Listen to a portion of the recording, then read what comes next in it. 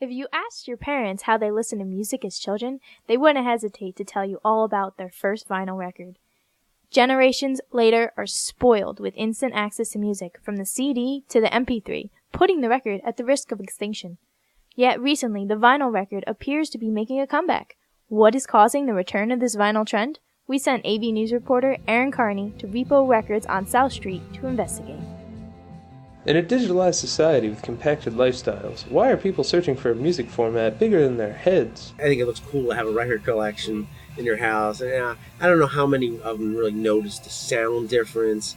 But the good thing is, a lot of the records now, they come with MP3 downloads or download cards. So if you buy the record, you got the MP3 too, so you can download to your phone and your computer, so you have both. If it wasn't for record sales, we'd all be out of business because nobody's buying CDs anymore. This amazing upward trend is being noticed in other stores too. It's just like a better format than, in my estimation. I mean, so you're holding it in your hand.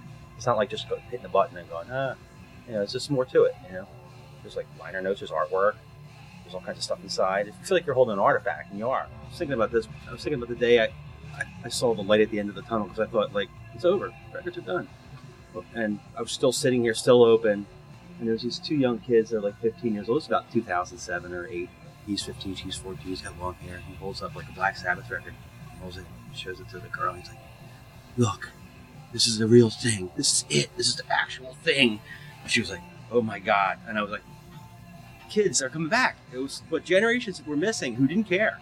And suddenly I was like, I see just two kind of average high school kids come in. And I was like, is this really happening? And then I started to see more and more of those young kids, and they're the ones that are buying records now. A negative aspect of the return of records is commercialization. There's always the possibility of an upward trend becoming too trendy. Franchises like Urban Outfitters and Barnes & Noble have found success by getting on board with the comeback. Everyone's kind of jumping on the bandwagon. Everyone wants to get a piece of the action. The good thing is, I think a lot of people don't really, like, our customers don't buy stuff at Urban Outfitters. It's more of a gamble for stores. You're not going to see as many stores do it. With CDs, you can return them if they don't sell. Records, you can't.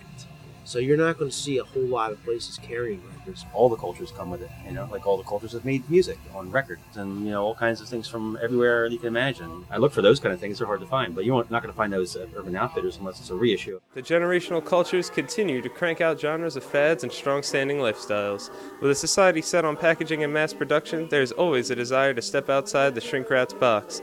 Is the newest generation searching for the infinite commercial break? This is Aaron Carney, Group 6, Section 2, Frankfurt Avenue, Philadelphia Record Exchange.